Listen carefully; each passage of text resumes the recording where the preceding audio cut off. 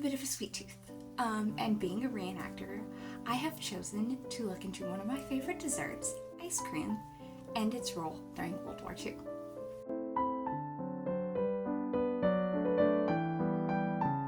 Hey there, beautiful YouTube. Welcome back to Vintagely Yours.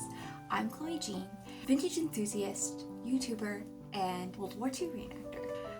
And I have a bit of a sweet tooth, and being a reenactor, I have chosen to look into one of my favorite desserts, ice cream, and its role during World War II. I approached my research into the topic of ice cream during World War II with one question.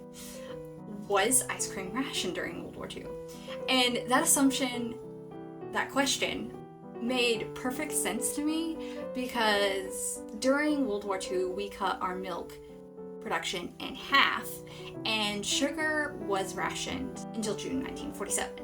The good news is I discovered that ice cream was still being made in 4,000 plants across the nation. The bad news I discovered was because we had to cut our production, there were only basic flavors sold in drugstores and confectioner shops around the nation.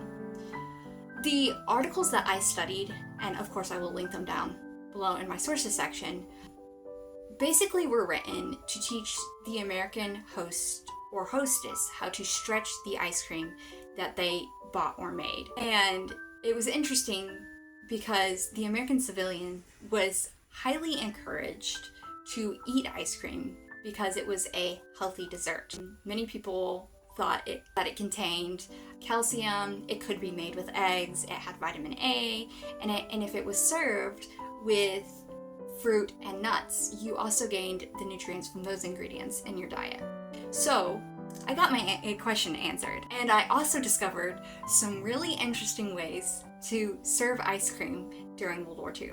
And as a reenactor, I would love to incorporate these ways of eating ice cream in my impression because, one, as I mentioned, I just adore ice cream, and it's another tangible way to connect with the people that we are trying to portray as reenactors.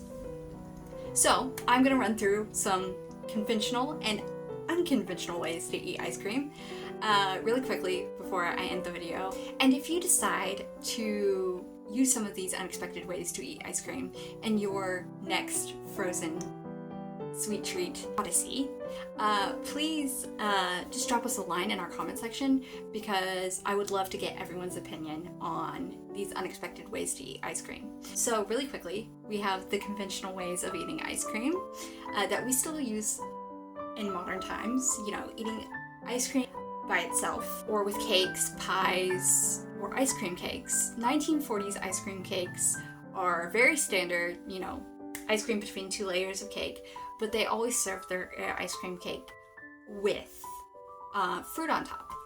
And now for some of the unconventional ways.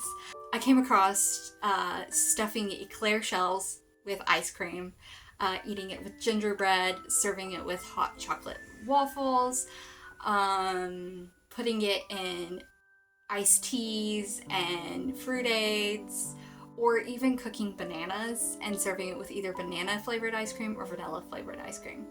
So that was probably my favorite weird way to eat it.